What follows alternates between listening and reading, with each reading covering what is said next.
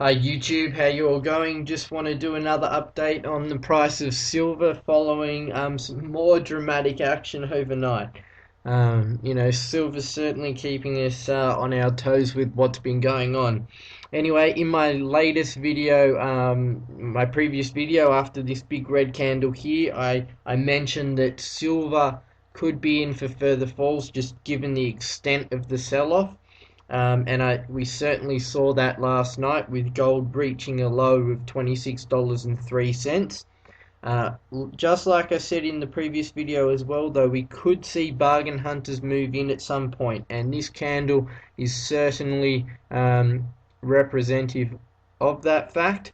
And basically, what I think it is we saw basically capitulation in the market. Everyone who had to sell has now sold, at least in the short term. So that would be people who were facing margin calls or needing to exit their positions because of the margin hike requirements, and also people who were just scared given the previous falls in silver and finally just decided enough was enough and moved out.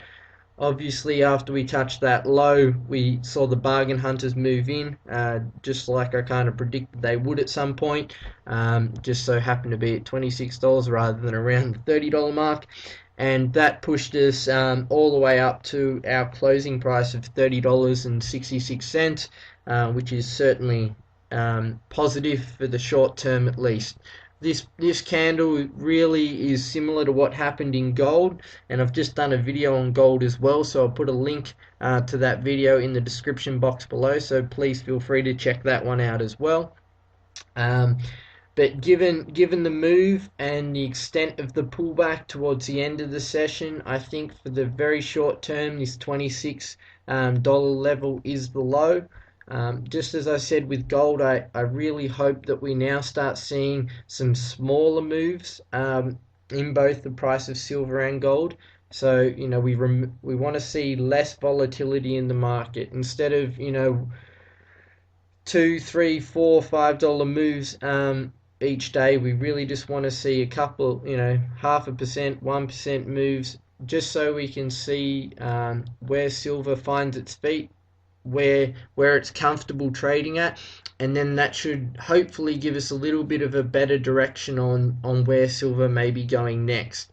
Looking further forward over the medium term, I'm not saying that this $26 low can't be taken out, but I think just given yesterday's price action and the strong buying towards the close, that we won't be touching this $26 level in the short term. But that needs to be confirmed by a couple of days trading in a smaller range. Not these massive 10% odd moves. We just want to see, as I said, 0.5%, 1%, up to 2% would be fine. For all you long-term silver buyers, I'm certainly this uptrend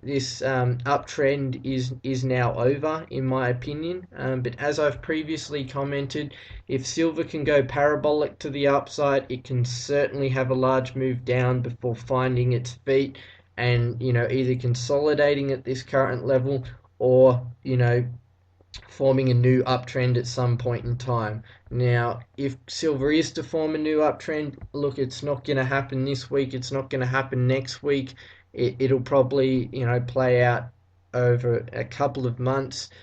Just as I said, we've had all those people who finally got the courage to sell and sold because they were scared of losing money. They've done that now, but it will take some time for them to move in.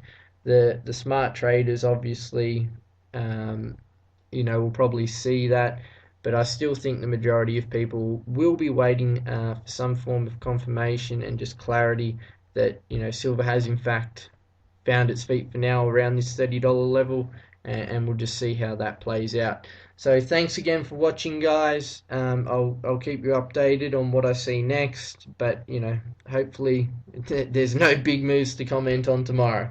As always, please rate, comment and subscribe. I look forward to hearing your thoughts as always.